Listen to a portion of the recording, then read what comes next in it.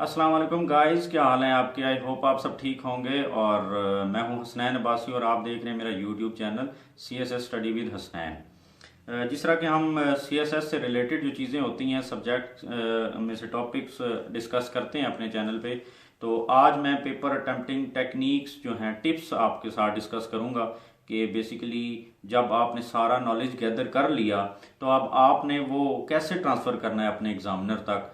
और different techniques हैं, हर बंदे की अपनी टेक्निक्स हैं, वो बताता है। लेकिन मैं आपको एक चीज़ बताऊं कि जो भी जाता है CSS के एग्ज़ाम में 6 महीने तैयारी करके, तो इसका मतलब ये होता है कि अगर उसने 6 महीने या साल तैयारी की है तो उसके पास नॉलेज है। ऐसा नहीं है कि जो लोग जा रहे हैं तो बस वो वैसे ही उठ के चले गए, हर एक के पास नॉलेज होता है। लेकिन डिफरेंस कहाँ पर आता है? डिफरेंस वहाँ पर आता है कि क्या जो आपने नॉलेज गैदर किया है उस पिछले 6 महीने या साल के अंदर, तो वो आप अपने एग्जामिनर तक आगे ट्रांसफर कर पा रहे हैं, या आपने वो स्किल भी डेवलप की है नॉलेज गैदर करने के साथ साथ कि ये जो सब कुछ मैंने अपने दिमाग में जमा किया हुआ है ये मैंने एग्जामिनर तक कैसे पहुंचाना है। तो ये चीज़ बड़ी इंपॉर्टेंट है। सिर्फ नॉलेज गैदर करना ही इंपॉर्टेंट नहीं है, बल्कि उसको आगे अपने एग्जामिनर को बताना कि जो चीज़ तुमने मुझसे पूछी है ये मुझे पता है और ये चीज़ है। आज हम डिस्कस करेंगे जेंडर स्टडीज़ के पेपर को कि हमने कैसे अटेम्प्ट करना है। तो उसके लिए मैं आपको बताऊं, पहली चीज़ कि जो सबसे पहली चीज़ आपने अडॉप्ट करनी है दैट इज़ राइटिंग।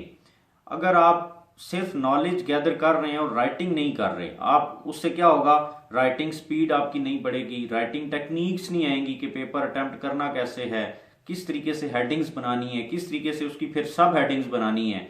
तो फिर पेपर में मार्क्स नहीं आएंगे और फिर वो जो नॉलेज आपने गैदर किया वो आपके दिमाग में तो रहेगा, लेकिन आगे आप बता नहीं सकेंगे उसको कि मुझे ये सारी चीज़ें पता थी।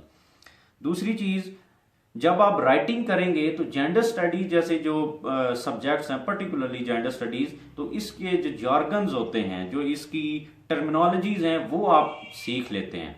फॉर एग्जांपल, जिस तरह हम बात करते हैं कि प्रोस्टिट्यूशन है के ऊपर जेंडर स्टडीज के अंदर डिस्कशन है, तो अगर आपको प्रोस्टिट्यूशन का नहीं पता कि जिस्म फरोशी को इंग्लिश में प्रोस्टिट्यूशन कहते हैं, या मिसाजनी क्वेश्चन में एक टर्म वो यूज़ कर लेता है, तो आपको उसका नहीं पता कि इसका मतलब है कि विमेन के लिए जो हेट है मैन की या पर्टिकुलर जो सोसाइटी है उसकी, तो फिर आप उसको नहीं समझ पाएंगे। इसी तरीके से अगर आपको नहीं पता कि वो जो प्रोस्टिट्यूशन के लिए या वहाँ पर जो औरतें वर्क करती हैं उनको आप क्या लिखेंगे, तो वो अगर आपको नहीं पता कि you would use sex workers, उनके लिए आप वर्ड यूज़ करें, या सर्विस प्रोवाइडर्स यूज़ करें, तो इस तरीके से तो फिर आप पेपर अटेम्प्ट नहीं कर पाओगे। तो इसलिए राइटिंग जो है वो बहुत ज़रूरी है। जार्गन्स आप हर सब्जेक्ट के, जिस तरह जेंडर स्टडीज़ की मैं बता रहा हूँ, बाकी सब्जेक्ट्स के भी जार्गन्स हैं, वो आप ज़रूर उनको चेक करें। अच्छा, दो चीज़ें ये होगी। अब हम आ जाते हैं कि आपने क्वेश्चन, अच्छा उससे पहले MCQs की भी बात कर लें। तो अगर हम बात करें MCQ जो जेंडर स्टडीज़ के हैं, तो इसके मैंने देखा है कि MCQs रिपीट नहीं होते। बाकी जो सब्जेक्ट्स हैं जैसे IR है, इसके साथ साथ पब्लिक एड है, इनके जो MCQs हैं वो रिपीट होते रहते हैं। लेकिन जेंडर स्टडी जो है इसके MCQs की बहुत कम चांसेस हैं। वो डेफिनेशंस पूछता है, डिफरेंट चीज़ें ऐसे, मतलब एक दफ़ा उसने MCQs पूछा कि ब्लैक फ्राइडे जो है वो किस लिए यूज़ होता है, वुमेन राइट्स डे सेलिब्रेट करने, या जो लास्ट ऑप्शन था दैट वाज कि उस दिन जो है वो यूज़ होती है, सॉरी, उस दिन ब्रांड जो हैं वो अपनी सेल पे लगा देते हैं चीज़ें। तो बेसिकली तो वो सेल पे लगती हैं और लोग शॉपिंग करते हैं, लेकिन अब ये कोई ऐसी चीज़ नहीं है कि जो रिपीट हो। तो इस तरीके के MCQs वो पूछ लेता है आपके जेंडर स्टडीज़ के सब्जेक्ट में। अब जब आप बात करते हैं कि आपने लॉन्ग क्वेश्चन अटेम्प्ट कैसे करना है, तो सबसे पहले मैं आपको बताऊं कि आपने इंट्रोडक्शन के अंदर जितनी भी चीज़ें आपने ब्रेनस्टॉर्मिंग की हुई है, कि रफ में अगर आपने उसकी आउटलाइन बना ली है, तो सबसे पहले बेहतर तरीका है ये है कि आप आउटलाइन बनाएं एंड पे हर क्वेश्चन की, ताकि फ़ौरन जैसे ही जब आप उस क्वेश्चन के बारे में डाटा आप लिख रहे हैं, कलेक्ट किया हुआ है आपने, और वो एंड पे आप उसको लिख रहे हैं, तो वो सारे के सारे पॉइंट जो आपके जहन में आए वो एक दफ़ा आप वहाँ पर लिख लें। फिर उसमें से आप उसमें से फ़िल्टर कर लें कि मैंने कौन सी चीज़ लिखनी है और कौन सी जो है वो रिपीट हो रही है। तो उसके साथ साथ फिर आपका डाटा जो है वो ज़्यादा अच्छा हो जाएगा।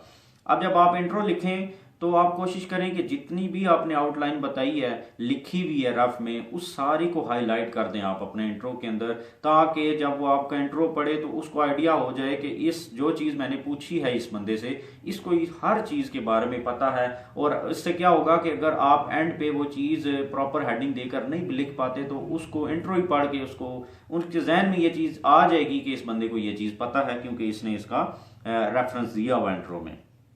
उसके बाद आप जो क्वेश्चन है उसकी इसी तरह इंट्रोडक्शन के बाद मेन हेडिंग्स बनाएंगे। फिर उन मेन हेडिंग्स को आप फॉर एग्जांपल कैपिटल ए से लिख रहे हैं, फिर सब हेडिंग्स हैं उसको रोमन में लिख रहे हैं, या स्मॉल जो आपकी ए है उससे आप उसको लिख रहे हैं। तो इसी तरीके से आप राइटिंग के साथ साथ आपने क्या करना है कि लोग कहते हैं कि आपने एनालिसिस ज़रूर देना है। मैं ये बात नहीं कर रहा कि आप एनालिसिस ना दें, लेकिन एक चीज़ इंपॉर्टेंट है, वो ये है कि अगर आप फॉर एग्जांपल एक बंदा कहता है कि एक क्वेश्चन के अंदर आप 15 हेडिंग्स दें 20 नंबर्स के लिए, आप 15 हेडिंग्स के बजाय आप कहते हैं कि मैंने हेडिंग्स कम करनी है, 10 पे आ जाएं, 8 पे आ जाएं, लेकिन मैंने एनालिसिस ज़्यादा करना है। तो आप एक हेडिंग दे के अगर एक पेज का उसके नीचे जो है वो एनालिसिस लिखेंगे तो मे बी आपका इतना लंबा एनालिसिस वो ना पड़े। एक हेडिंग उसने आपकी पढ़ ली तो उसको आइडिया हो गया कि ये इसके नीचे इसने ये चीज़ लिखी हुई है। तो अगर आप ज़्यादा हेडिंग्स देंगे तो वो हर हेडिंग पढ़ते साथ ही उसको आइडिया हो जाएगा कि इस बंदे को ये चीज़ भी पता है, ये भी पता है, इसने इसको भी एक्सप्लेन किया है, इसको भी एक्सप्लेन किया है, हर चीज़ का रेफरेंस दिया हुआ है। तो मे बी वो पेपर जिसमें ज़्यादा हेडिंग्स हैं वो पेपर उसको चेक करने में आसानी हुई है और वो उसको ज़्यादा मार्क्स दे दे, इसके बजाय कि वो पेपर जिसमें एनालिसिस ज़्यादा और हेडिंग कम है तो वो उस पे मार्क्स ना दे, क्योंकि पेपर चेक करने में एक तो उसका टाइम ज़्यादा लगा, दूसरा ज़्यादा मतलब चीज़ें जो हैं वो कैटेगोरिकली उस लिखने वाले ने सही नहीं लिखी, जिसकी वजह से उसको चेक करने में मुश्किल आई।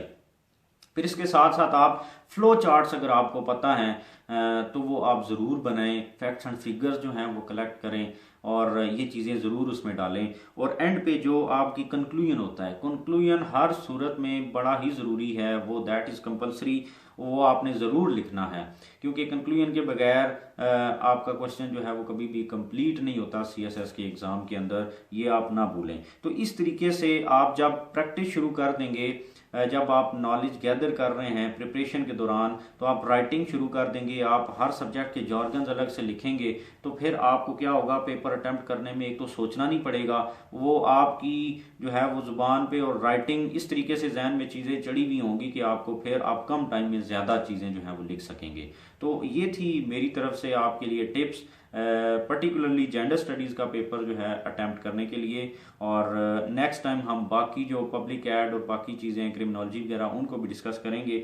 अगर आपके जहन में कोई और चीज़ें हैं जिनके ऊपर मुझे बात करनी चाहिए या मैं आपको लेक्चर बना के वो एक्सप्लेन करूं, तो आप फीडबैक ज़रूर दें। और अगर आपको मेरा चैनल पसंद आया तो आप इसको लाइक, शेयर एंड सब्सक्राइब ज़रूर करें और फीडबैक ज़रूर दें। Thank you very much.